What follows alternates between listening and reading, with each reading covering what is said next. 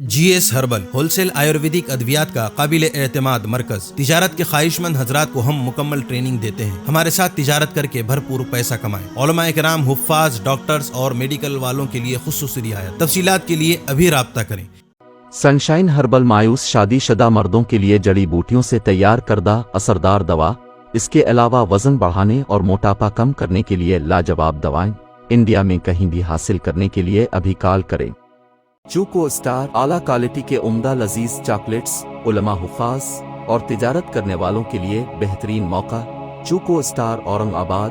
مزید تفصیلات کے لیے ابھی کال کریں۔ الحمدللہ رب العالمین والصلاة والسلام علی النبی الامین وعلی آلہ وصحبہ ومن تبعہم بإحسان الی یوم الدین۔ اما بعد فاعوذ باللہ من الشیطان الرجیم۔ بسم اللہ الرحمن الرحیم۔ وعلم آدم الأسماء كلها ثم عرضهم على الملائكة فقال أنبئوني بأسماء هؤلاء إن كنتم صادقين۔ حضرات محترمین، اللہ رب العزت نے حضرت سیدنا آدم علیہ السلام کو پیدا فرمایا، اور حضرت سیدنا آدم علیہ السلام سے پہلے کوئی انسان نہ آسمانوں پر تھا نہ زمینوں پر تھا، لیکن اللہ رب العزت کی دیگر مخلوقات اس دنیا میں، آسمانوں میں اور نہ جانے کہاں کہاں پر موجود تھی۔ حضرت حق جل مجدہ نے حضرت سیدنا آدم علیہ السلام کو پیدا کرنے کے بعد فرشتے جو پہلے سے موجود تھے ان سے ایک کہا، اور ان سے جائزہ لینے کے لیے اللہ رب العزت نے کہا اور حکم دیا کہ تم اس آدم کو دیکھو کہ میں نے یہ آدم پیدا کیا، اس سے آدمی پیدا ہوں گے، اس سے انسان پیدا ہوں گے۔ وَبَثَّ مِنْهُمَا رِجَالًا كَثِيرًا وَنِسَاءً۔ دنیا بنے گی، دنیا میں یہ آباد ہوگا۔ یہ کیسا ہے، تمہاری اس سلسلے میں رائے کیا ہے؟ حضرت حق جل مجدہ کو یہ بھی معلوم تھا کہ یہ آدمی ہے کیا، یہ آدم کیا ہے، اور یہ فرشتے کیا جواب دیں گے، اور ان فرشتوں سے سوال کیوں کیا جا رہا ہے، ان کی معلومات کتنی ہیں۔ لیکن اللہ رب العزت نے اس کے باوجود فرشتوں کو حکم دیا کہ اس کے بارے میں پورا جائزہ لو اور اس کی رپورٹ مجھے دو۔ تمہیں کیا لگتا ہے، تمہیں کیا محسوس ہوتا ہے؟ تو اللہ رب العزت کو ایک سبق عالم انسانیت کو ہمیشہ کے لیے دینا تھا۔ اس کے لیے یہ تقابل اللہ رب العزت نے اس وقت میں انسانیت کی ابتدا میں کرایا۔ حضرت سیدنا آدم علیہ السلام کا فرشتوں نے پورے طور پر جائزہ لیا، ان کے رگ و ریشے کو پہچاننے کی کوشش کی، ان کی رگوں میں دوڑتے ہوئے خون کو دیکھنے کی کوشش کی، ان کے جذبات، ان کے خیالات، ان کی سوچ، ان کی فکر، ان کی اچھائیاں اور ان کی تقصیرات، وہ تمام چیزیں دیکھنے کی کوشش کی۔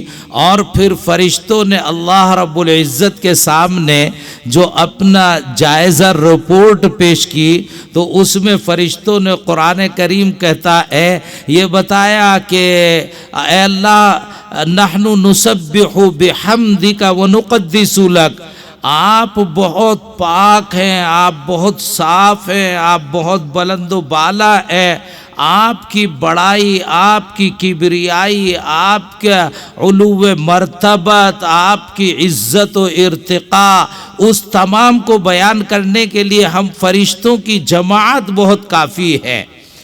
اور کہنا یہ تھا کہ یہ انسان جو پیدا ہو رہا ہے اس کے اندر دو باتیں ہیں، ایک بات اس میں خیر کی ہے اور دوسری بات اس میں شر کی ہے۔ ایک اس میں ہدایت کی ہے، دوسری ضلالت کی ہے، ایک اچھائی کی ہے، دوسری برائی کی ہے۔ یہ آدمی جو پیدا ہوں گے، ان آدمیوں میں دونوں باتیں پائی جائیں گی۔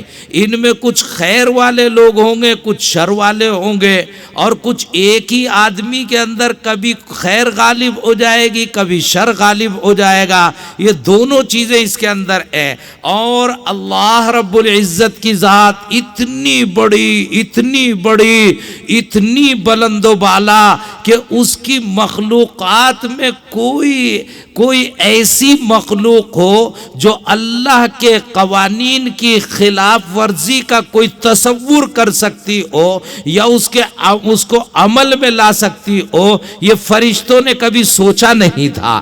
انہوں نے کبھی ایسی مخلوق کو نہ دیکھا تھا، نہ کبھی سنا تھا، نہ انہوں نے ایسا کوئی تصور کیا تھا۔ تو انہیں لگا کہ اللہ کی شان اتنی بڑی ہے کہ کوئی ایسی مخلوق وجود میں نہیں آنی چاہیے جو اللہ کے احکام کی خلاف ورزی بھی کر سکتی ہو۔ اس لیے انہیں اللہ کے سامنے مشورہ انہوں نے یہ دیا کہ اس انسان کو پیدا نہ کیا جائے تو اچھا ہے، اس لیے کہ اس میں دونوں چیزیں موجود ہیں، خیر بھی ہے، شر بھی ہے۔ اللہ کے یہاں تو خیر ہی خیر پیش کیا جانا چاہیے، شر اللہ کی بارگاہ میں جائے یہ اللہ کی بلندی اور اللہ کے اللہ ہونے کے خلاف ان کو محسوس ہوا۔ الغرض یہ رپورٹ ان کی انسانوں کے بارے میں آئی، اور قرآن کریم میں اس کو اللہ رب العزت نے ارشاد فرمایا یضل بہ کثیرا ویہدی بہ کثیرا، کہ واقعتاً اس دنیا کے اندر بہت سے اگر ہدایت یافتہ ہوں گے تو بہت سے گمراہ لوگ بھی پائے جائیں گے، بہت سے غلطیاں کرنے والے بھی پائے جائیں گے۔ حضرت حق جل مجدہ نے پھر اس کے بعد پھر ان کا تقابل آگے بڑھایا، ان کا مسابقہ مقابلہ آگے بڑھا، اور اللہ رب العزت نے حضرت آدم علیہ السلام کو ایک انوکھی سی ایسی چیز عطا فرمائی جو فرشتوں کو نہیں آتی تھی۔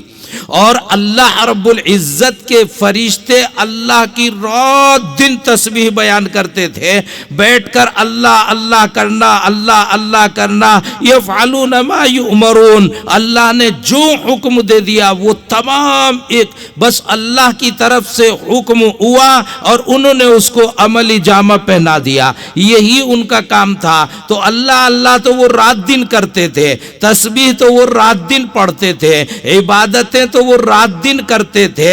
وہ یہی کہہ رہے تھے کہ عبادتیں کرنے کے لیے ہم کافی ہیں، لیکن اللہ رب العزت نے ایک دوسرے رخ پر ان کو موڑا اور ارشاد فرمایا علم آدم الاسماء، اللہ رب العزت نے حضرت آدم علیہ السلام کو علم عطیہ فرمایا۔ یہ علم لدنی تھا، یہ حضرت آدم علیہ السلام نے کسی استاد سے پڑھا نہیں، اللہ رب العزت نے بذات خود ان کو الہام فرمایا، بذات خود ان کو علم عطیہ فرمایا۔ اور پھر فرشتوں سے کہا انبئونی باسماء ہؤلاء، کہ اے فرشتوں تم ان چیزوں کے نام بتاؤ۔ علامہ قرطبی علیہ الرحمہ نے لکھا کہ نام ہی کیا تھے، جو چیزیں سمجھ میں آ سکتی ہیں سامنے ہیں، جیسے زمین ہے، آسمان ہے، چوپائے ہیں، کچھ چیزیں، تو ان چیزوں کے نام خالی معلوم کرنے تھے۔ جیسے اسکول میں بچے داخل ہوتے ہیں تو ہاتھی ہے، قلم ہے، دوات ہے، چند چیزیں ان کو سکھائی جاتی ہیں، اور بچے مدرسے میں داخل ہوتے ہیں تو چند ابتدائی چیزیں سکھائی جاتی ہیں۔ تو وہ ابتدائی چیزوں کے نام اللہ رب العزت نے اہل معرفت ادھر لے گئے کہ حق اللہ کو پہچاننے کے وسائل میں ابتدائی جو امور ہو سکتے تھے وہ امور اللہ رب العزت نے ان کو بتائے۔ الغرض قرآن کریم نے لفظ علم ہی کا استعمال فرمایا کہ اللہ رب العزت نے ان کو علم عطیہ فرمایا، اور فرشتوں سے کہا کہ یہ علم تمہارے پاس ہے ہے ان کے پاس وہ علم موجود نہیں تھا جو علم حضرت آدم علیہ السلام کو اللہ رب العزت نے عطا فرمایا۔ جب حضرت آدم علیہ السلام کا علم فرشتوں نے دیکھا بس فوراً پکارنے لگے کہ سبحانک لا علم لنا الا ما علمتنا، اے اللہ ہماری رپورٹ غلط ثابت ہو گئی، آپ ہی حقیقت حال سے اس طرح واقف ہیں کہ جس طرح ہم مطلع نہیں ہو سکتے۔ الغرض آدم علیہ السلام کی جو فوقیت فرشتوں کے اوپر اللہ رب العزت نے روز اول بابر کرائی ہے، وہ اس میں وجہ امتیاز اور وجہ فوقیت اگر کسی چیز کو بیان فرمایا وہ علم تھا۔ اور پھر حضرت آدم علیہ السلام سے علم چلا ہے، یہ درسگاہ کا ابتدائی سبق تھا، اولین درجہ تھا، گویا انسانیت نے کسی مکتب کے اندر داخلہ لیا تھا۔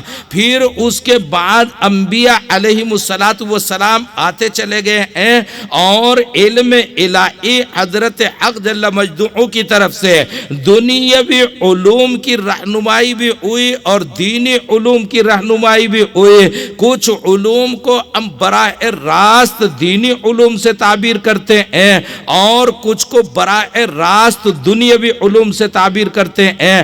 اگرچہ دنیاوی علوم کو آپ اپنے کام سے، اپنے انداز سے، اپنی نیتوں سے، اپنے اس علم کے استعمال سے کار خیر بنا سکتے ہیں، لیکن ایک وہ ہے جو براہ راست کار خیر ہے، وہ علم دینی ہے، وہ تمام اللہ رب العزت کی طرف سے نازل ہوتا چلا گیا ہے اور انبیاء علیہ السلام آتے چلے گئے۔ حضرت سیدنا نوح علیہ السلام، حضرت سیدنا ابراہیم علیہ السلام، حضرت سیدنا اسماعیل، اسحاق، یعقوب اور پھر آخر میں حضرت سیدنا موسیٰ و عیسیٰ علیہ السلام۔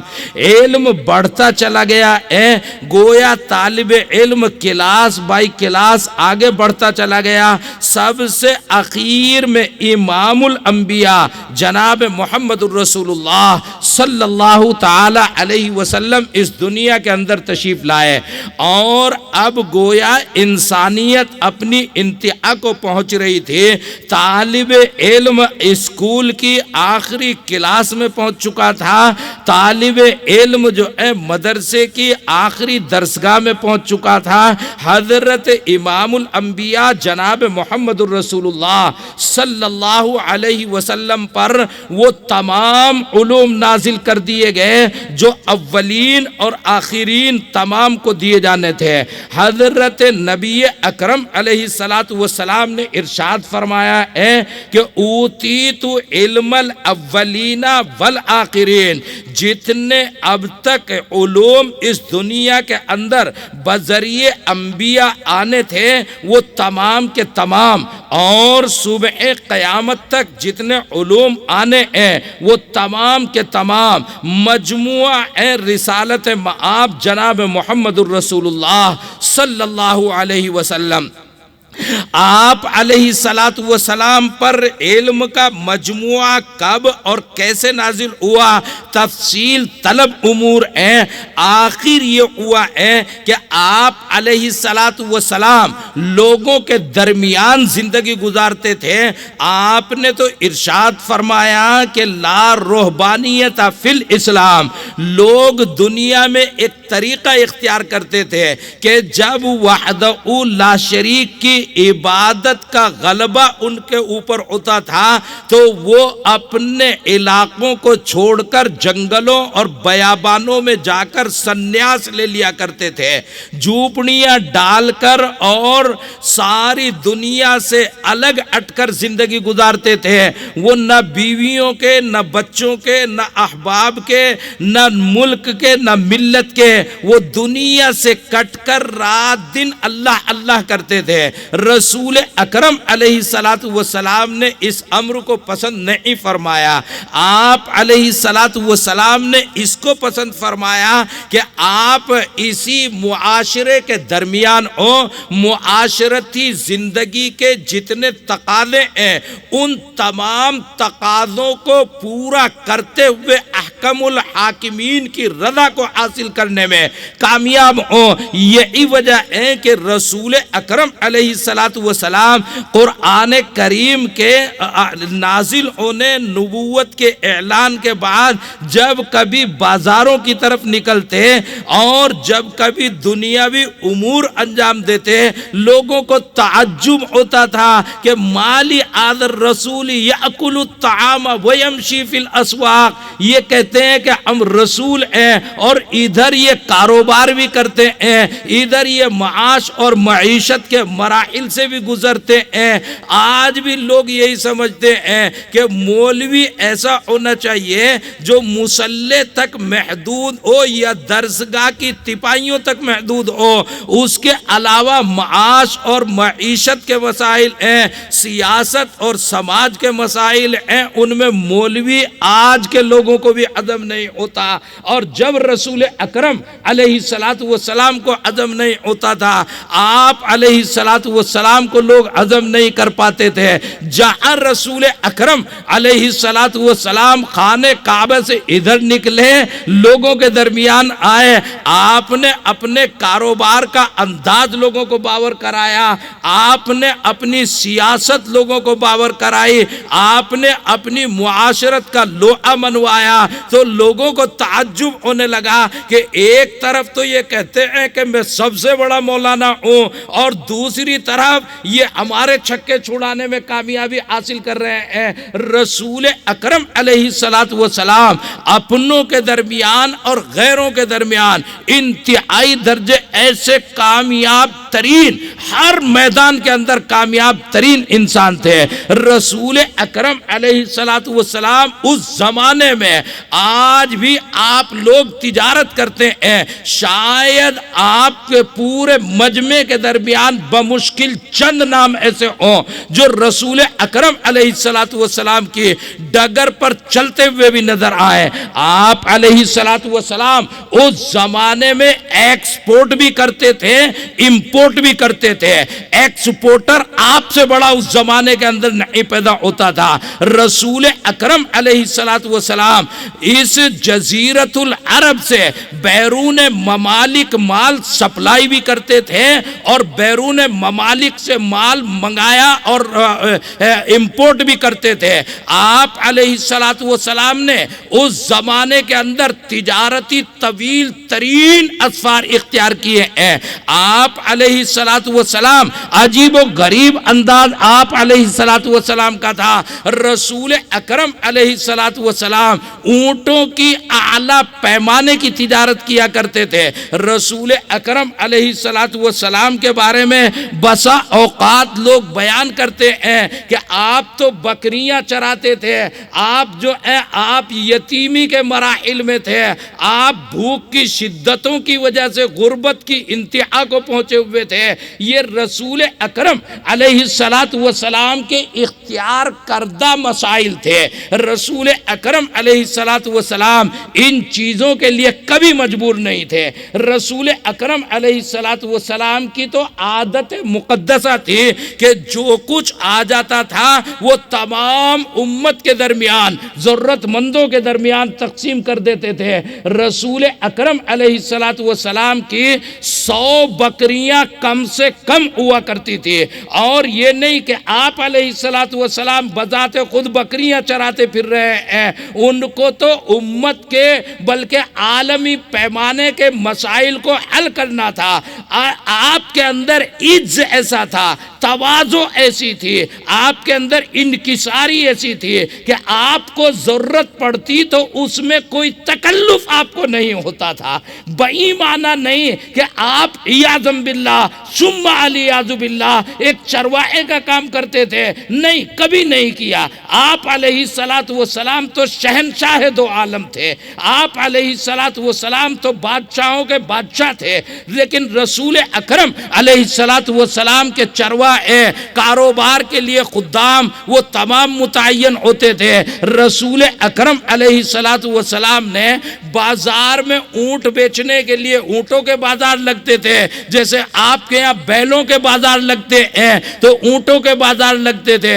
رسول اکرم علیہ الصلوۃ والسلام نے 100 اونٹ چھوڑے بازار میں، اور ان کو بیچنے والے متعین جو افراد تھے ان افراد کو متعین کر کے چھوڑ دیا. اور آپ علیہ الصلوۃ والسلام نے ارشاد فرمایا کہ دیکھو جب کوئی اونٹ خریدنے کے لیے آئے، ان میں 99 اونٹ نمبر 1 کے ہیں، تمام صحیح و سلامت ہیں، ان کے اندر کوئی عیب موجود نہیں ہے، لیکن ایک اونٹ یہ والا، اس کی ٹانگ میں لنگ ہے، یہ ٹانگ سے کمزور ہے، یہ لنگڑا اونٹ ہے، کہیں ایسا نہ ہو کہ تم اس کو اس قیمت پر بیچ دو جس قیمت پر صحیح و سلامت اونٹ بیچنے ہیں. یہ لنگڑا اونٹ ہے، اس کی قیمت آدھی کر کے بیچنا، باقی تمام کی اتنی قیمت. تو یہ رسول اکرم علیہ الصلوۃ والسلام آرڈر دے کر چلے گئے. کچھ دیر کے بعد رسول اکرم علیہ الصلوۃ والسلام پھر بازار کی طرف اپنے کاروبار کو دیکھنے، جائزہ لینے کے لیے لوٹے ہیں. آ کر دیکھا جو آپ کے کاروباری لوگ متعین تھے وہ اکیلے کھڑے ہوئے ہیں اور واپس جانے کی تیاری کر رہے ہیں.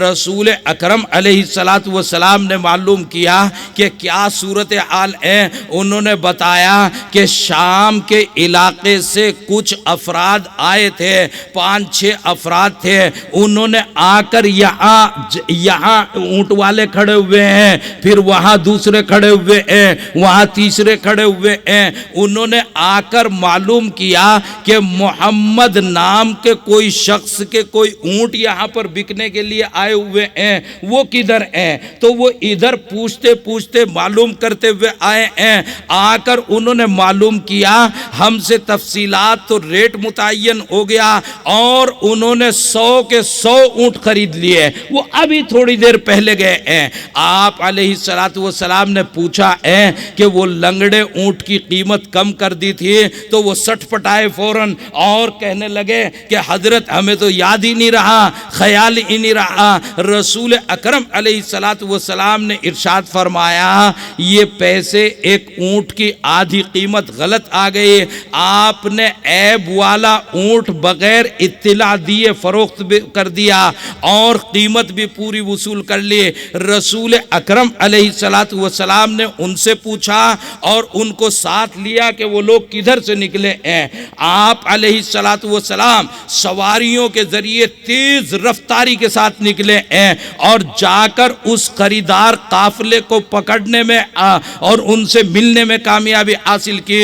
ان کو پوچھا اور بتایا، وہ کہنے لگے کہ ہمیں تو اب تک نہیں پتا چلا، وہ اونٹ تو صحیح سلامت چل رہا ہے، 100 کے 100 ایک ہی رفتار سے جا رہے ہیں.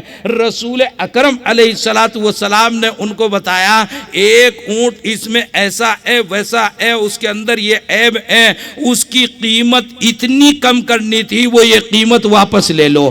رسول اکرم علیہ الصلوۃ والسلام کی یہ بات سنتے ہی وہ تعجب خیز نگاہوں سے کہنے لگے کہ آپ کے یہ جو کمالات ہیں، آپ کے کاروبار کا یہ جو انداز ہے، اس انداز نے آپ کی نبوت ہی نہیں بلکہ آپ کے کاروباری کامیابی کا ڈنکا شام تک پیٹ دیا ہے. اور ہمیں شام میں ہمارا جو مالک ہے، جس کے ہم نوکر ہیں، جس نے اونٹ خریدنے کے لیے بھیجا ہے، اس کے اوپر اس کا اتنا اثر ہوا کہ اس کو 100 اونٹوں کی خریداری کرنی تھی، مگر ہمیں مکلف کر کے بھیجا ہے کہ آپ اسی آدمی سے اونٹ خرید کے لانا جس آدمی کا نام محمد ہوگا.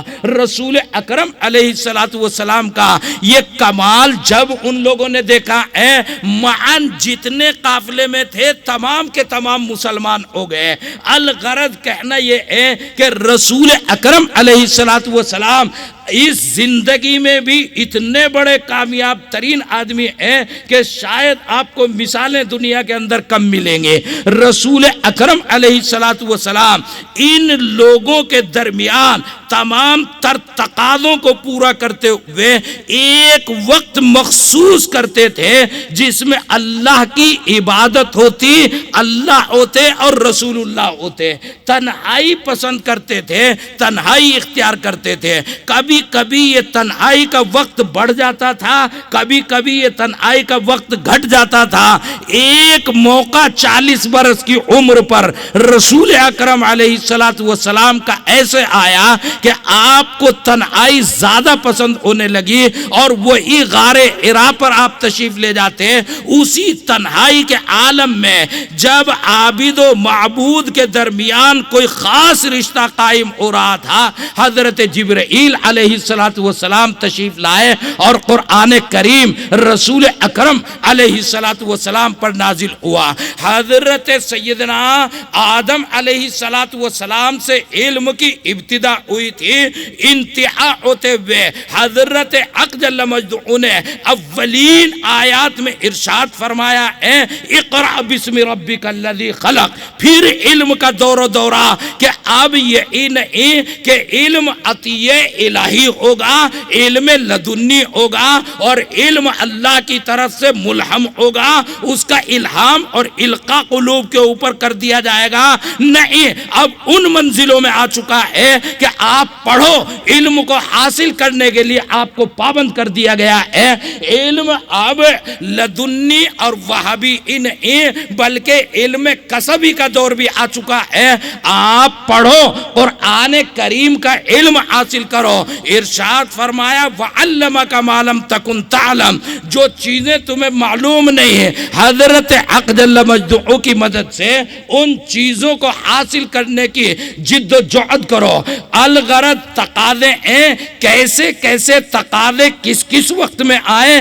رسول اکرم علیہ السلام کی زندگی مثالوں سے لبریز ہے۔ آپ علیہ السلام اس دنیا میں قرآن کریم اور اپنی احادیث مقدسہ کا ذخیرہ چھوڑ کر آگے چلتے ہوئے ارشاد فرمایا ترکت فیکم امرین لن تضلوا ما تمسکتم بہما کتاب اللہ و سنت نبی صلی اللہ علیہ وسلم۔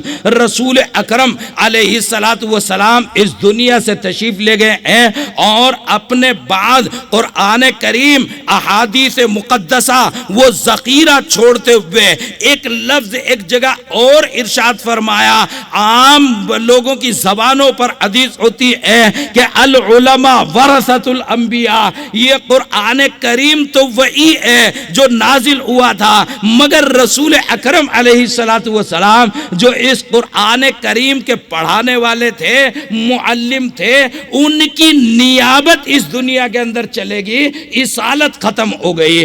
رسول اکرم علیہ کتابیں اور نصاب تو متعین ہے، لیکن پڑھانے والے معلمین یکے بعد دیگر ہیں۔ اصالت کے بجائے نیابت کا سلسلہ قائم ہوگا، اور یہ نیابت کا سلسلہ کب تک چلے گا؟ چلتے چلتے آپ تک پہنچ چکا ہے۔ یہ علماء حق یہاں پر تشریف فرما ہے۔ اللہ رب العزت نے اس ہندوستان میں اس علم کو بھیجا ہے اور علم کے دو حصے ہو کر چلے ہیں، ایک علم شریعت ہے، ایک علم طریقت ہے۔ رسول اکرم علیہ السلام تو جامع تھے تمام علوم کے، آپ تو منبع ہیں، آپ تو سرچشمہ ہیں، آپ کے اندر تو تمام علوم کی جامعیت ہے۔ رسول اکرم علیہ السلام کے بعد کوئی جامع ایسی شخصیت دنیا میں اللہ نے پیدا نہیں فرمائی۔ پھر اس کے بعد یہ علوم کے حصے ہو کر چلے ہیں، کوئی علم شریعت غلبے کے ساتھ چلا ہے، کوئی علم طریقت کے غلبے کے ساتھ چلا ہے۔ دونوں کو جمع کرنے کے لیے اس ہندوستان میں اللہ رب العزت نے دہلی کا انتخاب فرمایا، اور دہلی کے بعد پھر دیوبند کا انتخاب فرمایا، اور ابھی آپ نے نام سنا تھا حجت اللہ فی الارض حضرت امام امام نانوتوی نور اللہ مرقدہ کا جو دارالعلوم دیوبند کے بانی ہیں، اللہ رب العزت نے ان کو علوم شریعت بھی عطا فرمائے، علوم طریقت بھی عطا فرمائے۔ اب میں آپ سے ایک بات عرض کرتا ہوں، یا اب بیچ میں روک کر ذرا غور کے ساتھ سمجھتے چلیں۔ ایک ہے تبلیغ دین اور ایک ہے تحفظ دین، دو چیزیں انتہائی اہمیت کے حامل ہے۔ تبلیغ دین انتہائی عمومی لفظ کا نام ہے اور ہر انسان طلب علم کا مکلف ہے، ہر مسلمان تو اس کا پابند ہے کہ وہ علوم کو بالیقین حاصل کرے گا۔ رسول اکرم علیہ السلام نے اس کے لیے لفظ فریضہ کا استعمال فرمایا ہے۔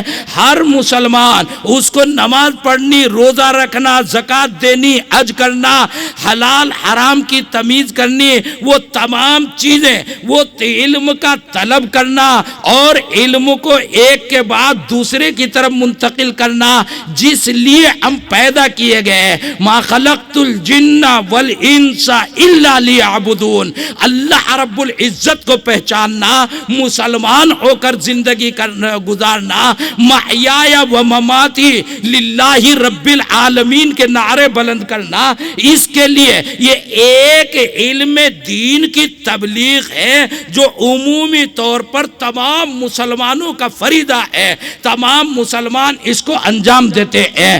ایک تحفظ دین ہے، تحفظ دین قرآن کریم کا پڑھنا ہر ایک مسلمان کے لیے ضروری ہے، اس کے بغیر 2 رکعت نماز بھی ادا نہیں ہوتی، اس کو بتانا ہر مرد عورت کے لیے ضروری ہے، اس کے بغیر اولین عبادت 1 رکعت بھی ادا نہیں ہوتی۔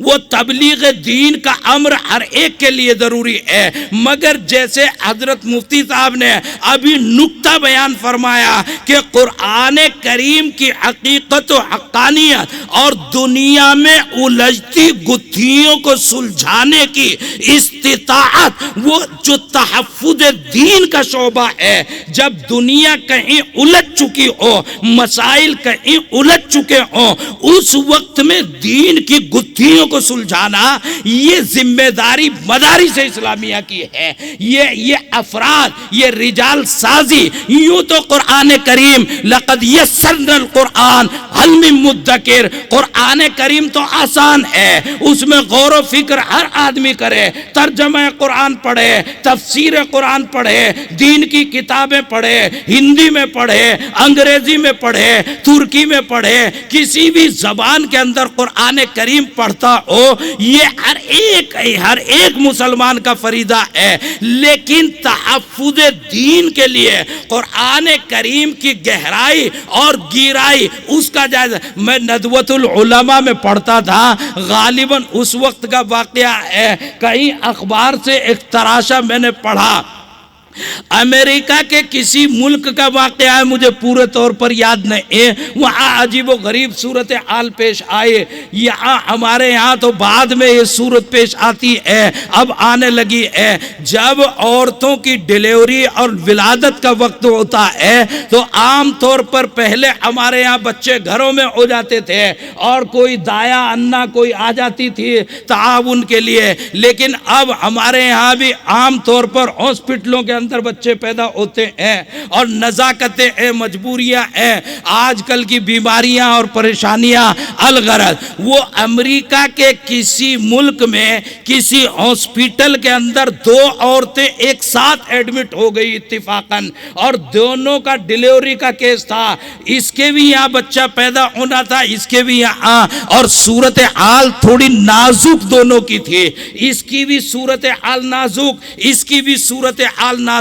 تو رات کا ٹائم، اور جو لیڈی ڈاکٹرنیاں وہاں پر موجود تھی وہ ایسی سچویشن سے دوچار ہوئی کہ جلدی جلدی دوا دینا، انجیکشن لگانا، ڈیلیوری کے جو مراحل نازک ہوتے ہیں وہاں تو جان جانے کا خوف ہوتا ہے۔ ان مسائل میں بچہ پیدا ہوا تو ماں کو سنبھالنے کے لیے بچے کو کوئی چیک نہیں کیا، بچے کو لٹا دیا، پھر دوسرا بچہ پیدا ہوا دوسری خاتون کے یہاں، اس کو بھی لٹا دیا۔ اب جب ماؤں کو سنبھال لیا گیا اور دوسرے کمرے میں ان کو داخل کرنے کے لیے وہاں آپریشن تھیٹر سے نکالا جا رہا تھا، تو نکال کے لاتے ہوئے وہ دونوں بچے اٹھا کر لے آئے۔ جب رجسٹر میں اندراج کرنے کا نمبر آیا تو اندراج کرنے والی ڈاکٹرنی نے ان دونوں ڈاکٹرنیوں سے جو آپریشن تھیٹر میں اندر تھی ان سے پوچھا کہ کیا بچہ پیدا ہوا، تو انہوں نے کہا ابھی دیکھ کے بتاتے ہیں۔ تو عجیب اتفاق، انہوں نے دیکھا اور وہاں جا کر وہ ایک لڑکا تھا ایک لڑکی تھی۔ اب ان سے پوچھا کہ لڑکا کون سی عورت کا ہے اور لڑکی کون سی عورت کی ہے، وہ کہنے لگی ہمیں تو پتہ نہیں۔ تو اب اس آپریشن تھیٹر کے اندر دو ہی ڈاکٹرنیاں ہیں اور اس کے علاوہ کوئی وسیلہ نہیں جس سے پتہ چلایا جائے کہ لڑکا کس کا لڑکی کس کی۔ تو اب اس میں لکھا گیا کہ ایک کی لڑکی ہے ایک کا لڑکا ہے، اور یہ معلوم نہیں ہے کہ کس کی لڑکی کس کا لڑکا۔ اب عجیب و غریب صورتحال، جب سر پڑ گئی لڑکی تو ہر آدمی باہر کو نکل کے تو کہہ دیتا ہے کہ اللہ کی رحمت آئی، مگر اندر اندر وَإِذَا بُشِّرَ أَحَدُهُمْ بِالْأُنْثَى ظَلَّ وَجْهُهُ مُسْوَدًّا وَهُوَ كَظِيمٌ، منہ تو اندر اندر بنائے پھر رہی ہے۔ وہ عجیب، جب لڑکی کی اطلاع ہو تو پزمردہ ہو جاتا ہے، جب لڑکے کی اطلاع ہو تو چہرہ نہیں دل کی کھڑکیاں کھل جاتی ہیں۔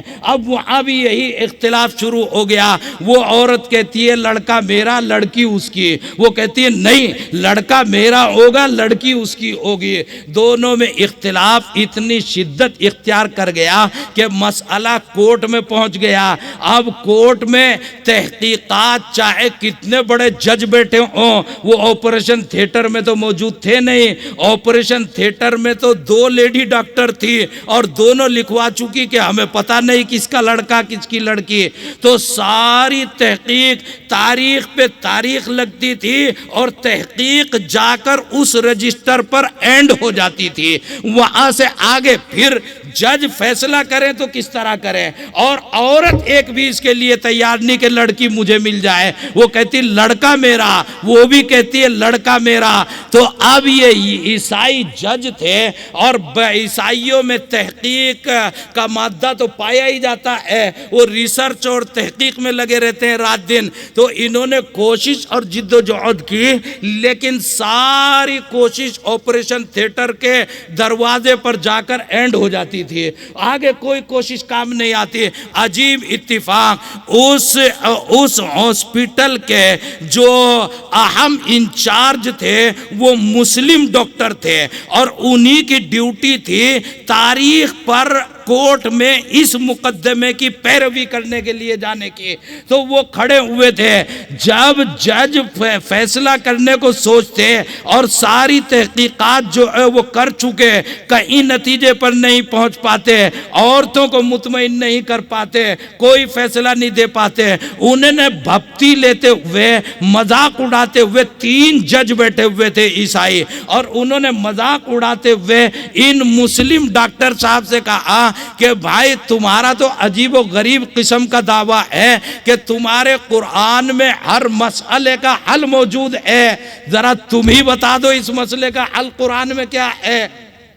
ڈاکٹر صاحب سٹ پٹائے، وہ ڈاکٹر تھے، وہ قرآن کریم کے کوئی مفسر تو تھے نہیں، لیکن اندر سے ایمان جو ہے اس کے شعلے وہ شعلے اٹھنے لگے، ایمان انگڑائی لینے لگا جب انہوں نے مذاق قرآن کا اور اہل قرآن کا اڑاتے ہوئے جملہ بولا ہے کہ تمہارا دعویٰ ہے قرآن میں ہر مسئلے کا حل موجود، ہر مسئلے کا حل موجود، تو لاؤ قرآن کریم میں اس مسئلے کا حل کر دو نا۔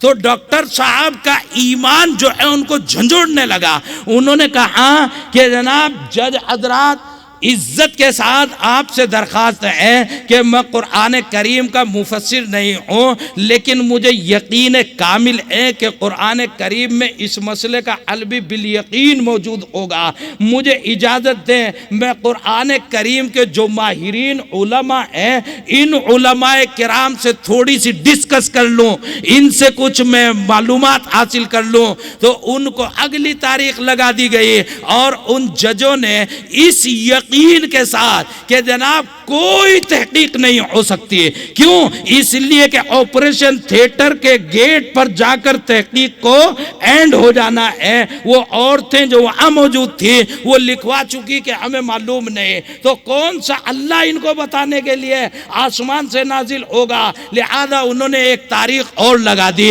کہ آپ کو 15 دن کی یا ایک ہفتے کی مہلت ہے، آپ اگلی تاریخ پر پیش کریں۔ اور جج کہتے ہوئے اٹھ گئے کہ میاں دیکھتے ہیں مسلمان کیا کرتا ہے۔ یہ بیچارے فوراً نکلے، ہاسپٹل سے چھٹی لی 2-4 دن کی، ویزا لیا اور فوراً مصر پہنچے، اور مصر جا کر جامعہ ازہر میں گئے ہیں۔ جامعہ ازہر جا کر انہوں نے علماء کو للکارا اور پکارا، اور انہوں نے کہا کہ مسائل ہمارے کھانے پینے کے نہیں، ہمارے جان کے نہیں، بلکہ مسئلہ عیسائی کورٹ میں اسلام کا اور ایمان و ایمانیات کا، اور ایمان و ایمانیات کی بنیاد قرآن کریم کا ہے۔ آؤ علماء کو انہوں نے جمع کیا اور ایک میٹنگ لی۔ علماء کا ایک جمع غفیر جو وہاں کے بڑے بڑے چوٹی کے علماء تھے، قرآن کریم کی تفسیر سے تعلق رکھنے والے یا احادیث مقدسہ کے ماہر محدثین، وہ جمع ہو گئے ہیں، اور انہوں نے بڑی نزاکت کے ساتھ اور بڑی رنجیدگی کے ساتھ یہ مسئلہ ان کے سامنے پیش کیا۔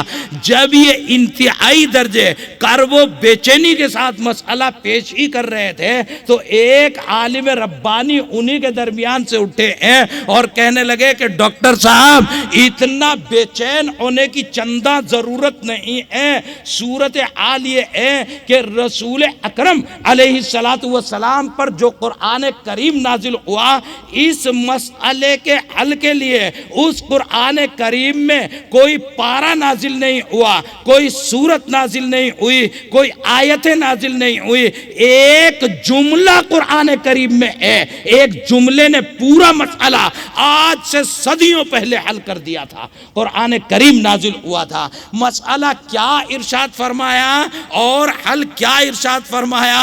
سنو، آپ لوگوں کے یہاں ایک ضابطہ ہے، یہ سراجی کا مسئلہ ہے، مولوی سراجی کا نام سن کے بہت سٹ پٹاتا ہے، کسی کو سراجی آتی ہے اور یاد تو اسی کو رہتی ہے جو سراجی کے مسائل لکھ رہا ہو، یاد تو اس کو رہتی نہیں کسی کو۔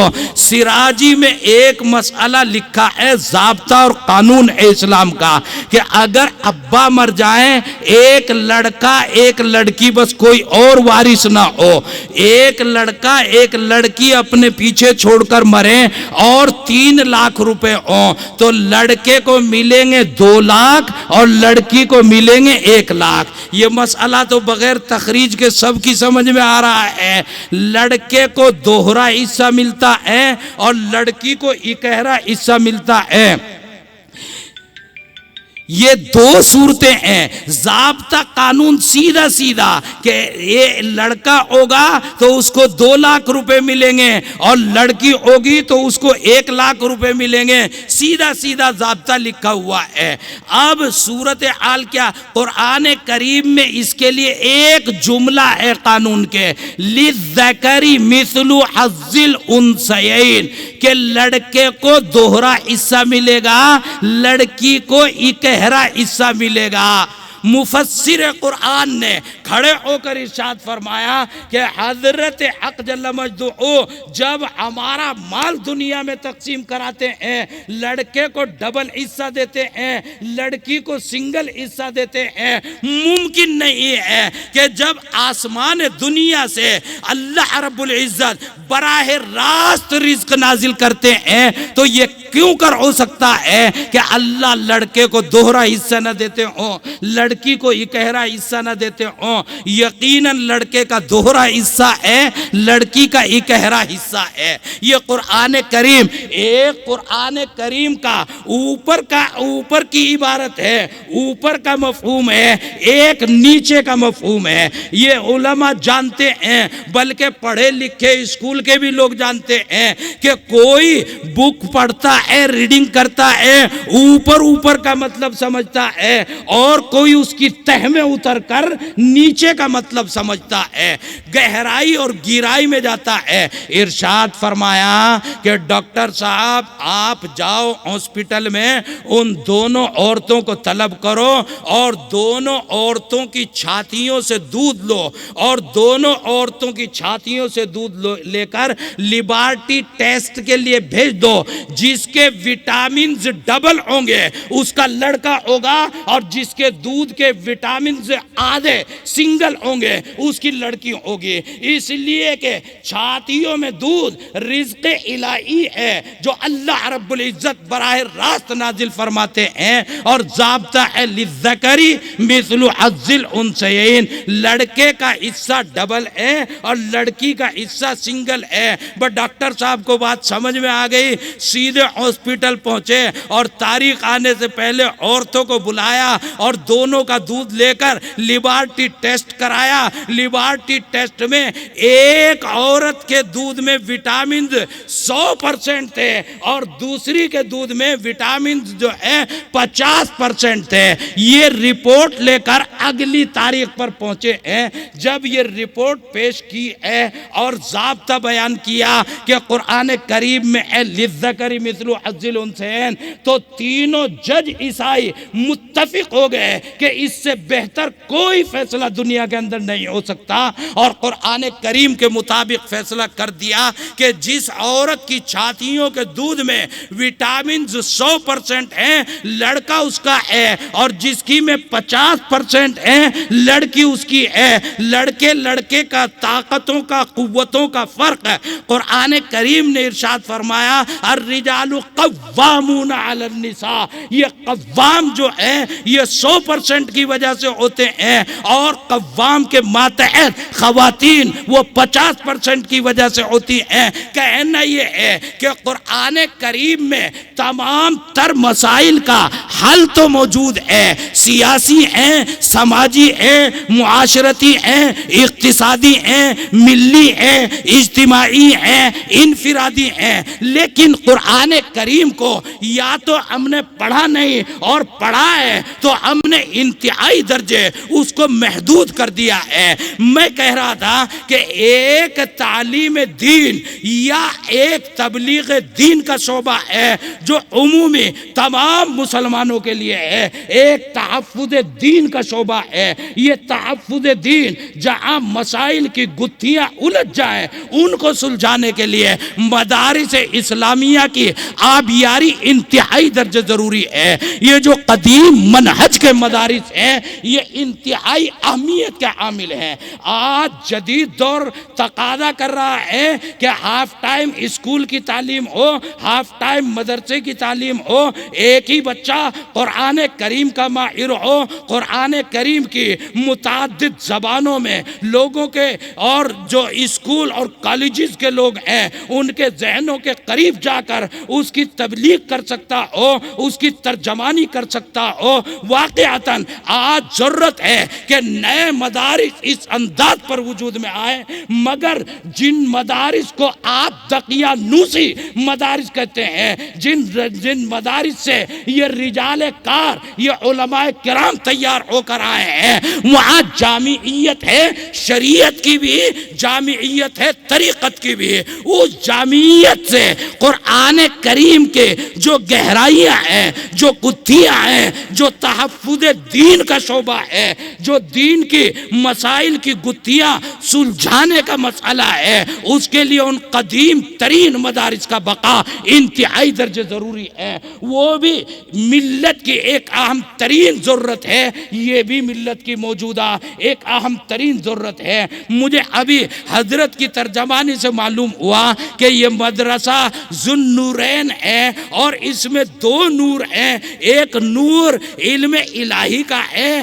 ایک علم دنیاوی کا ہے۔ علوم الہی تو تمام ہیں مگر ایک براہ راست دینی علم کہلاتا ہے، اور ایک علم کو آپ جب چاہیں دنیاوی بنا لیں، جب چاہیں دینی بنا لیں، الغرض دونوں علوم اس مدرسے کے اندر سکھائے جانے ہیں۔ میں اور کچھ تفصیلات آپ کے سامنے عرض کرنا چاہتا تھا مگر وقت انتہائی درجے قلیل، اور تمہارے مجمع کا انداز جیسے جلسہ اپنے بڑھاپے کو پہنچا ہوا ہو، کچھ یہاں کو بیٹھے ہیں، کچھ وہاں کو بیٹھے ہیں، منتشر فی الارض ہیں، عجیب و غریب صورتحال تمہارے جلسے کی بھی ہے۔ یہ علماء کرام یہ تو جبال علم ہیں، اور علاقے اورنگ آباد کے نہیں بلکہ مہاراشٹر میں تبلیغ دین اور تحفظ دین دونوں شعبوں کی نگرانی اور دونوں شعبوں کو کنٹرول کرنے والے ہیں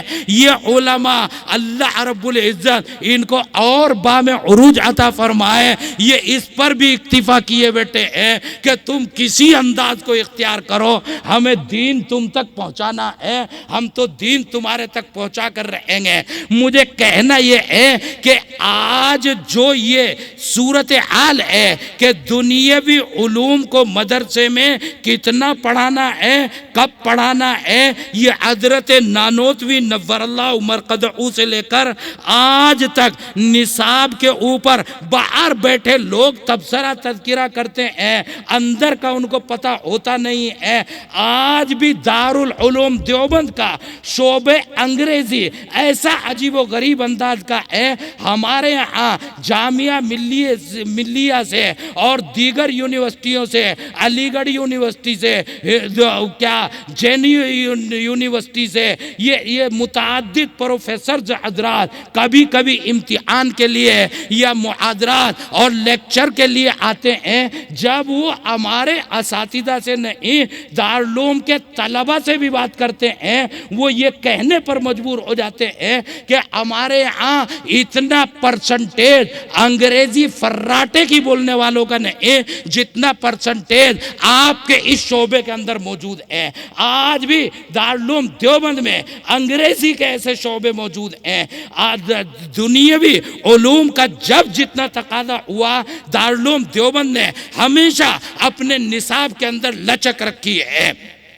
وہ انداز دارالعلوم دیوبند کا آج بھی سامنے آ رہا ہے، مگر دارالعلوم دیوبند یہ چاہتا ہے اور دیوبند کی مرکزیت نے ہمیشہ یہ چاہا ہے کہ کہیں بھی ہوں، کسی موڑ پر آپ کھڑے ہوں، الہ العالمین سے آپ کا ربط نہ ٹوٹنے پائے، آپ کا رابطہ اس درجے مضبوط ہو کہ امت کی گتھیاں جہاں الجھ جاتی ہوں سلجھانے کی استطاعت قرآن کریم احادیث مقدسہ کی روشنی میں آپ کے پاس موجود ہو، آپ کے پاس وہ رجال موجود ہوں، آپ کے پاس وہ افراد موجود ہوں، آپ کے پاس سینے کے اندر معرفت بھی ہو اور آپ کی زبان پر علوم دنیا بھی ہوں، علوم آخرت بھی ہوں۔ حجت اللہ فی الارض حضرت مولانا نانوتوی نور اللہ مرقدہ ہو، فقیہ النفس حضرت مولانا رشید احمد گنگوئی نور اللہ مرقدہ ہو، یہ بڑے بڑے جبال علم ہیں۔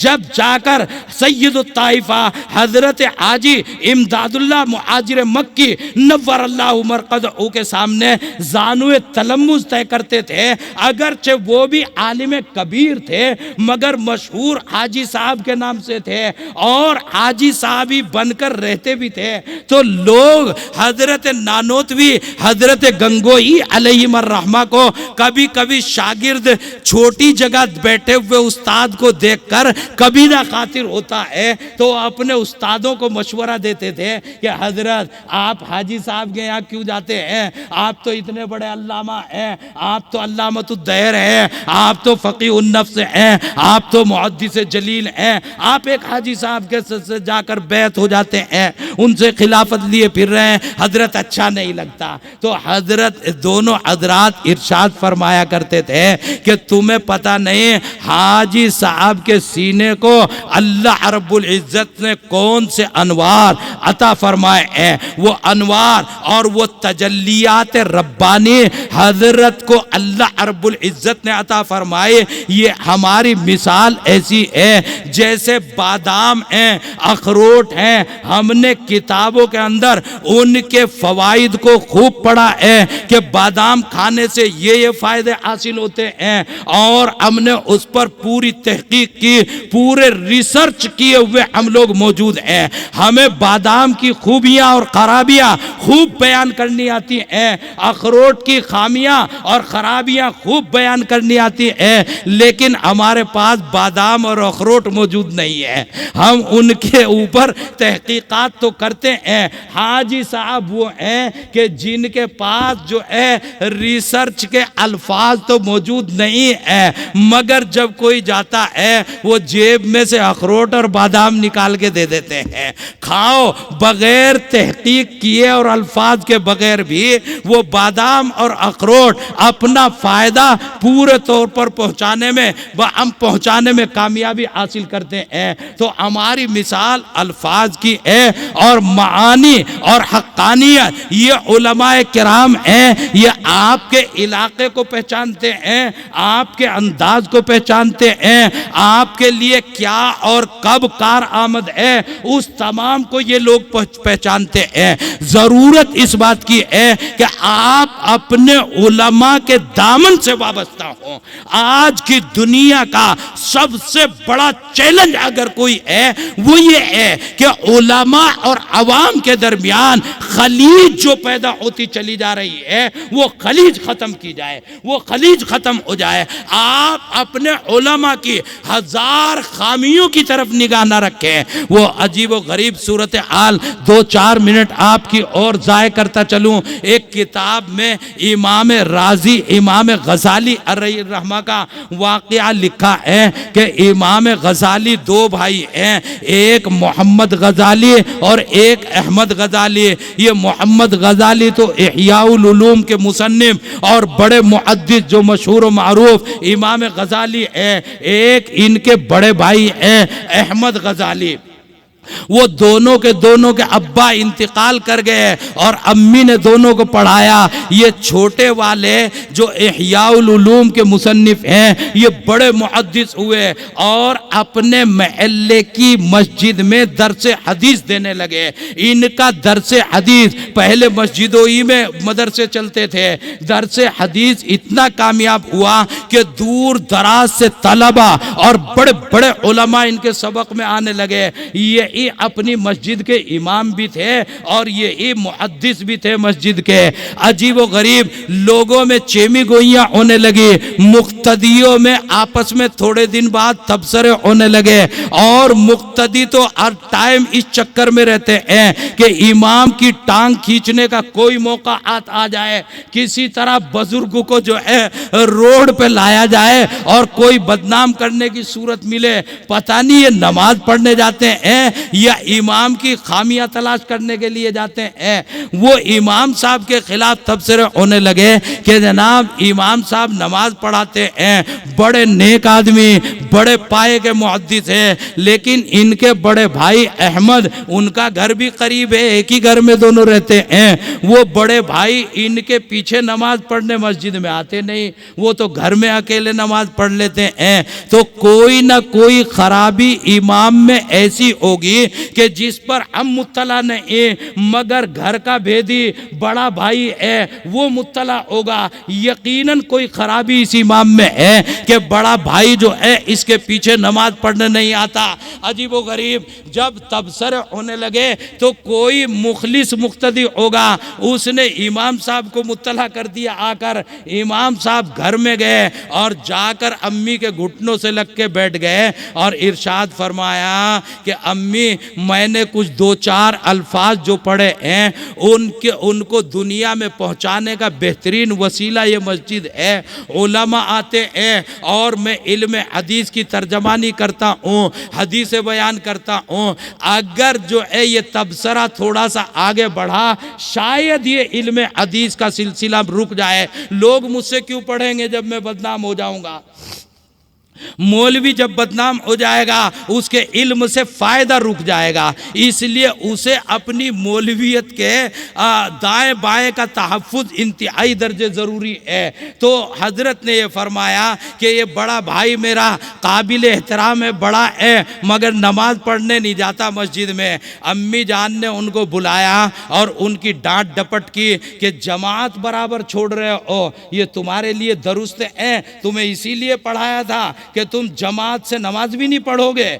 आज से घर में ना देख लूँ नमाज पढ़ते हुए। पांचों टाइम की नमाज मस्जिद में पढ़नी है। अगला टाइम जोहर का था, सबसे पहले इमाम के मुसल्ले के पीछे जाके बैठ गए बड़े भाई, और जब इमाम साहब खड़े हुए नीयत बांध ली, 2 रकतें तो इमाम के पीछे पड़ी।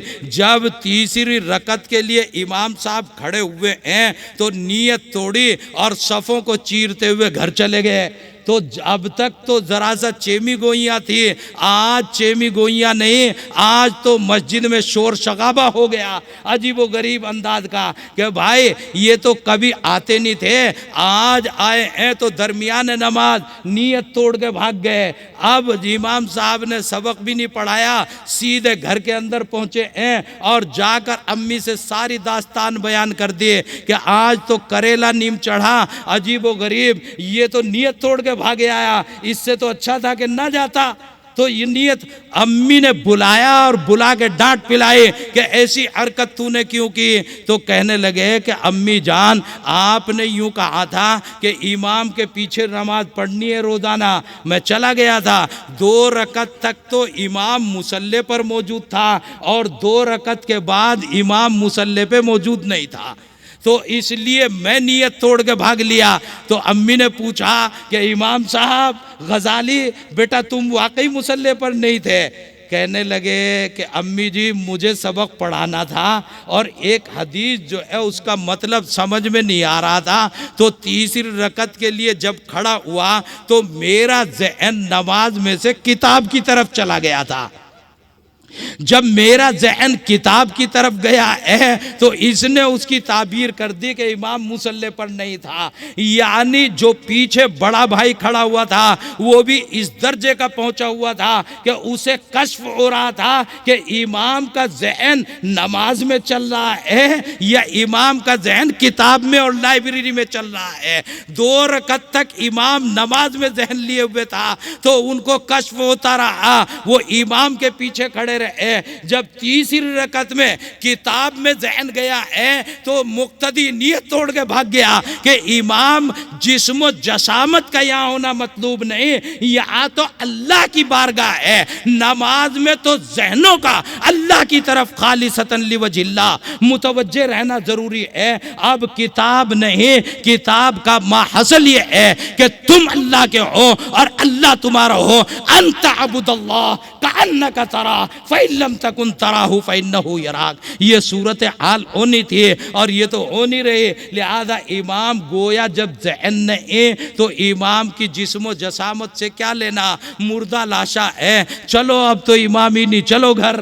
तो वो घर चले गए। अम्मी जान ने डांट पिलाई और इमाम साहब को तो कहा कि क्या तुझे मैंने इसलिए पढ़ाया था कि किताबों की नमाज की किताब बना देगा, तुझे तो इसलिए पढ़ाया था कि किताबों को नमाज बना देगा।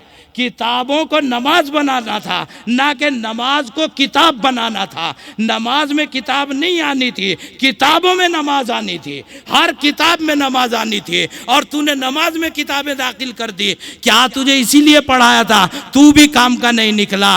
और मुक्तदी जो बड़ा भाई था उसे डांटा कि तुझे मस्जिद में इसलिए भेजा था कि अपनी नमाज पढ़, ना कि इसलिए कि तू जायज़ा लेता रहे, रिपोर्ट बनाता रहे کہ امام کون سی رکعت تک موجود ہے اور کون سی رکعت تک اس کا ذہن نماز میں موجود نہیں. تو رپورٹ بنانے گیا تھا یا نماز پڑھنے گیا تھا؟ امام کی طرف تیرا ذہن متوجہ نہیں ہونا تھا، تیرا ذہن تو متوجہ خالصتاً اللہ کی طرف ہونا تھا. الغرض کہنا یہ ہے کہ یہ علماء گھر کے ہیں، آپ کو جانتے ہیں. ان علماء سے جب گیپ جتنا ہوتا چلا جائے گا، خلیج ہوتی چلی جائے گی، اتنا ہی امت کے مسائل الجھتے چلے جائیں گے. روزانہ مسئلہ یہ ہے کہ یأکل الطعام ویمشی فی الاسواق. کوئی کاروبار میں، کوئی سیاست میں، کوئی الیکشن میں، کوئی سماج میں، کوئی بارات گھر میں، کوئی دکان میں، جہاں آپ نے کھڑا ہوا دیکھ دیا بس وہ پیر طریقت نہیں رہا، وہ جامع شریعت نہیں رہا، وہ اس کا وہ اثر آپ کے اوپر نہیں رہتا جو اثر مطلوب تھا. یأکل الطعام ویمشی فی الاسواق. روز اول کا اعتراض آج تک ہے. اس خلیج کو ختم کرو، علماء کی خامیوں کو نظر انداز کرو، علماء کی خوبیاں دیکھو. اگر اللہ نے ان کی خوبیوں کو پسند نہ فرمایا ہوتا، علوم قرآنی ان کے ذہنوں کے اندر ودیعت یقیناً نہ فرمائے ہوتے. نجس کے ساتھ کبھی جو ہے یہ نیکیاں، یہ کرامتیں، یہ علوم الہی، یہ پاک اور صاف و شفاف چیزیں کبھی جمع نہیں ہوتی. اس لیے ان علماء کے دامن سے وابستہ ہو. اللہ رب العزت بام عروج عطا فرمائے. اس پیدا ہونے والے ابتدائی مدرسہ ذوالنورین کو ہمارے مفتی احمد صاحب یہ تو طالب علمانہ زندگی گزار کر ابھی آپ کے درمیان آئے ہیں، جوان سال ہیں اور ذرا ان میں جوش ہے، ولولہ ہے، کام کرنے کے ان کے اندر سکت ہے. آپ لوگ تن من دھن سے ان کا ساتھ دیں اور اللہ کرے یہ مدرسہ خوب ترقی کرے. آج ضرورت ہے ایسے مدرسوں کی. آپ کو ملت کو آگے بڑھانا ہے. ہندوستان کا ماحول، ہندوستان کی موجودہ تاریخ، ہندوستان کا موجودہ عروج و زوال آپ شاید مجھ سے زیادہ مطلع ہوں. آپ کو انداز ہے اب تو کچھ کہنے کی ضرورت نہیں، اب تو سوا نیزے پر سورج طلوع ہے. اب تو سمجھ جاؤ، اب تو باز آ جاؤ، اب تو کچھ کرنے کی ٹھان لو. اپنی کمائی کا کم سے کم 30% تعلیم کے اوپر خرچ کرو. جب جا کر اگلی صدیوں میں شاید آپ کے اسباب کے مطابق کچھ ترقیات کی ضمانتیں وجود میں آئیں، ورنہ اب تو بس اللہ کی مدد کے سہارے ہے تمام کچھ جو ہو رہا ہے. اسباب و وسائل ہمارے درمیان گویا مفقود ہیں. اللہ کے فرشتے آ جائیں اور ہماری حفاظت کر جائیں، اور اسی طرح حفاظت ہو بھی رہی ہے. فرشتے ہی نازل ہو رہے ہیں. اللہ ان علماء کو باقی رکھے. ان کی داڑھیوں، ان کی ٹوپیوں کے طفیل یہ فرشتے ہی نازل ہو رہے ہیں جو آپ کے تشخصات، آپ کے امتیازات، آپ کے تدینات، ان کا تحفظ کسی درجے میں ہو رہا ہے. ورنہ اسباب سے ہمارے دامن پورے طور پر خالی ہیں. ہم نے کچھ بھی نہیں کیا. جائزہ لیں تو ہم نے کچھ بھی نہیں کیا. ابھی تو کتنے % مسلمان ہیں انہیں دعائے قنوت ہی یاد نہیں، انہیں التحیات ہی یاد نہیں، ان کو سورہ فاتحہ بھی صحیح پڑھنی نہیں آتی. دین اور تدین کا معاملہ تو بہت آگے ہے. اللہ رب العزت کوئی ایسے افراد پیدا کرے کہ دین کا تحفظ ہو اور دینی لوگوں کا، اسلام اور اسلامیات کا، اہل اسلام کا اللہ حفاظت کے اسباب پیدا فرما دے.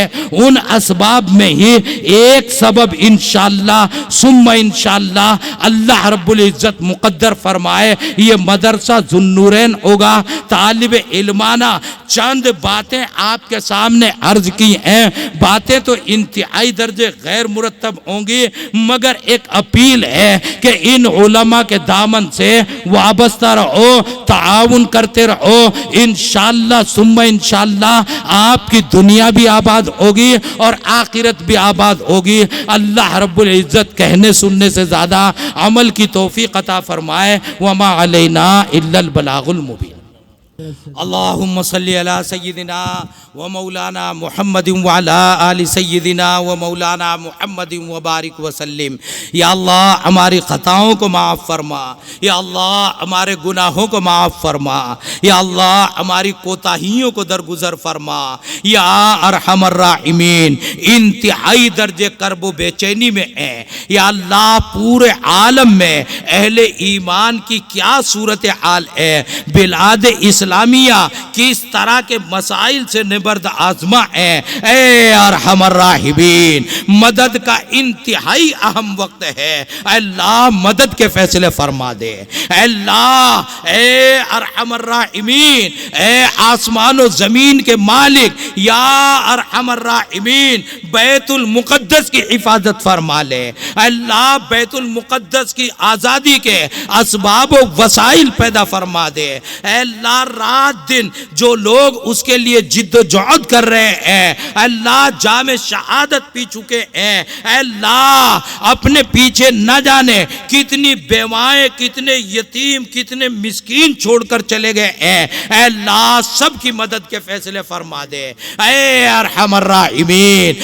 اے اکرم المکرمین، بلاد اسلامیہ کو ہدایت تامہ عطا فرما دے، اے اللہ طاقتیں عطا فرما دے، اے اللہ قوتیں عطا فرما دے، اے اللہ حرمین شریفین کی عزتوں کو دوبالا فرما، ہمیں بار بار وہاں کی زیارت نصیب فرما، اے ارحم الراحمین، اے اکرم المکرمین، تمام دنیا کے اندر یا اللہ ہمارے ملک کی خاص طور پر حفاظت فرما، اے اللہ ہمارے ملک ہندوستان کو اے اللہ بام عروج عطا فرما، اے اللہ اس کو سابقہ تاریخ کے مطابق اے اللہ سونے کی چڑیا یا اللہ اس سے بھی زیادہ عزت عطا فرما، ترقی عطا فرما، اے اللہ اس ملک میں عدل قائم فرما، اے اللہ انصاف قائم فرما، اے اللہ ملت کی حفاظت فرما، ملت کے تشخصات کی حفاظت فرما،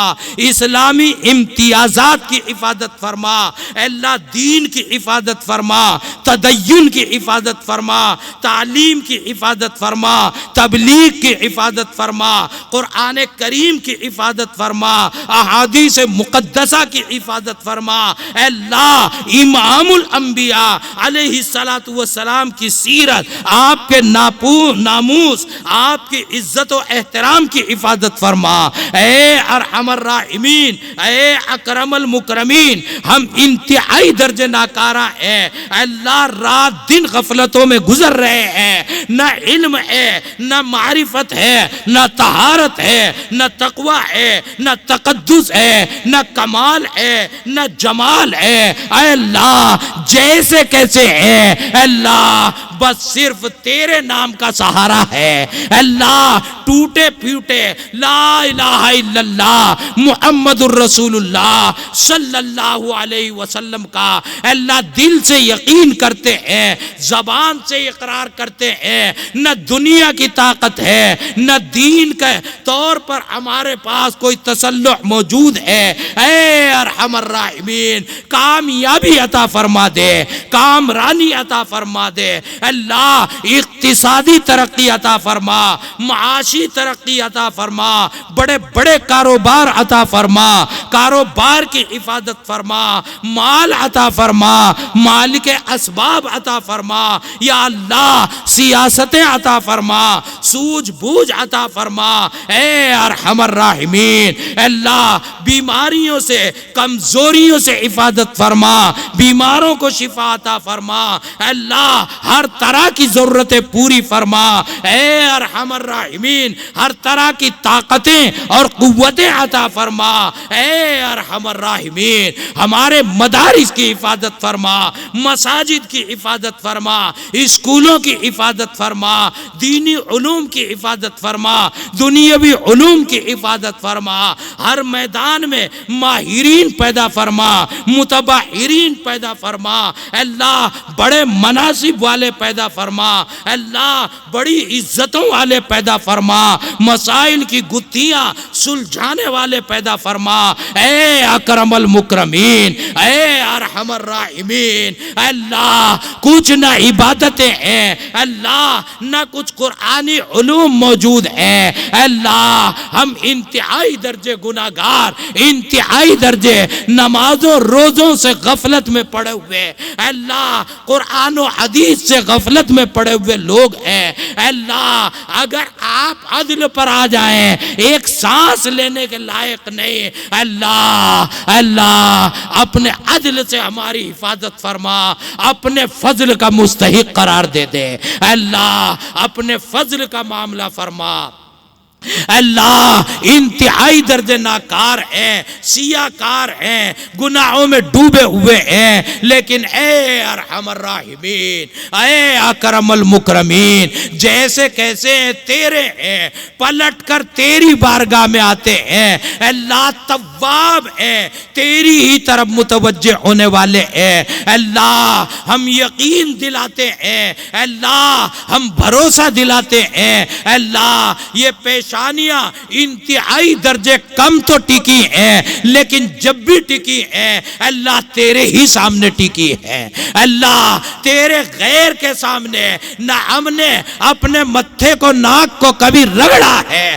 نہ کبھی سر کو جھکانے والے ہیں اے ارحم الراحمین۔ ہم پکے تیرے تھے، تیرے ہیں، تیرے رہیں گے اللہ، اللہ تیرے مد مقابل ظالموں سے نہ کبھی سمجھوتا کیا ہے، نہ کبھی کرنے والے ہیں اللہ۔ سجدہ تو تجھے ہی کیا ہے اللہ، تجھے ہی کرتے ہیں، تجھے ہی کریں گے اللہ۔ ہماری خطاؤں کو معاف کر کے ایک مرتبہ میرے مولا آپ آسمانوں سے، آپ اپنے عرش رحمت سے اعلان کر دو یہ بندے میرے ہیں اللہ۔ ہماری بگڑی بن جائے گی، آپ کو کوئی نہ روکنے والا ہے نہ کوئی ٹوکنے والا ہے اللہ۔ جیسے کیسے ہیں اللہ، آپ کے حبیب صلی اللہ علیہ وسلم نے ایک روز اعلان کر دیا تھا، اللہم ان تہلک ہذہ العصابۃ لن تعبد فی الارض۔ اللہ اگر یہ جماعت حقہ اللہ اس کو آپ نے کمزور کر دیا، نیست و نابود کر دیا، مٹا دیا اللہ، آپ کی دھرتی پر آپ کا نام لینے والا کون ہے اللہ؟ جیسے کیسے ہیں آج ہم ہیں اللہ، ان تہلک ہذہ العصابۃ لن تعبد فی الارض۔ اللہ عبادتوں کی توفیق بھی آپ ہی کے قبضے قدرت میں ہے اللہ، ضلالت سے ہدایت اللہ، مغضوب علیہم سے منعم علیہم کے زمرے میں لانا بھی اللہ آپ ہی کی توفیق کامل ہے اے ارحم الراحمین، اے اکرم المکرمین، اے میرے مولا مدد کا وقت ہے اللہ۔ ہم تو سبھی طالب علم ہیں اللہ، ہم تو سبھی آپ کے مدرسے کے بچے ہیں، نادان ہیں، ناسمجھ ہیں، اور پھر یہ مدرسہ ذو النورین تو ابتدائی مرحلے میں ہے، وجود میں آ رہا ہے اللہ۔ نگہبانی آپ کے قبضے میں ہے، نگرانی آپ کے قبضے میں ہے اللہ، عروج و ترقی آپ کے قبضے میں ہے اللہ۔ ملت کی ترقی کا اس کو سبب اور اہم ترین وسیلہ بنا دے اللہ۔ ان علماء کی حفاظت تمام کے فیصلے فرما اللہ، تعلیم و ترقی کے فیصلے فرما، عزت و ارتقاء کے فیصلے فرما اللہ۔ عوام کو علماء کے دامن سے وابستہ فرما اللہ اس کے اسباب پیدا فرما جو خلیج پیدا ہوئی یا ہوتی چلی جا رہی ہے، اللہ اس خلیج کا خاتمہ فرما، اللہ عوام اور علماء کو ایک خیوان پر جمع فرما، اللہ علماء کرام کے انوار کو اللہ پوری ملت کی طرف منتقل فرما، پوری ملت کو فیضیاب فرما، اے ارحم الراحمین، اے اکرم المکرمین، بچے بھی ہیں، بڑے بھی ہیں، بوڑھے بھی ہیں، جوان بھی ہیں، اے اللہ رات کے وقت میں اللہ یہ جھولیاں پھیلی ہوئی ہیں، دامن پھیلے ہوئے ہیں، اے ارحم الراحمین، اے اکرم المکرمین، ہمارے الفاظ پر نہ جائیو، ہمارے انداز پر نہ جائیو، اللہ ہماری تعبیرات پر نہ جائیو، اے اللہ اس مجمع کو، اس جلسے کو قبولیت سے سرفراز فرما دے، ربنا تقبل منا، ربنا تقبل منا، ربنا تقبل منا انك انت السميع العليم وتب علينا انك انت التواب الرحيم، وصلى الله تعالى على خير خلقه محمد وآله وصحبه اجمعين برحمتك يا ارحم الراحمين، لا الہ G S herbal wholesale Ayurvedic ادویات کا قابل اعتماد مرکز، تجارت کے خواہش مند حضرات کو ہم مکمل ٹریننگ دیتے ہیں، ہمارے ساتھ تجارت کر کے بھرپور پیسہ کمائیں، علماء کرام، حفاظ، ڈاکٹرز اور میڈیکل والوں کے لیے خصوصی رعایت، تفصیلات کے لیے ابھی رابطہ کریں۔ چوکو اسٹار اعلیٰ کوالٹی کے عمدہ لذیذ چاکلیٹس، علماء، حفاظ اور تجارت کرنے والوں کے لیے بہترین موقع۔ چوکو اسٹار اورنگ آباد، مزید تفصیلات کے لیے ابھی کال کریں۔ تحفظ دین کا کارواں رواں رواں رواں رواں رواں رواں رواں رواں رواں رواں، تحفظ دین کا کارواں رواں رواں، علماء کا ساتھ دو، آؤ سب کے سب یہاں۔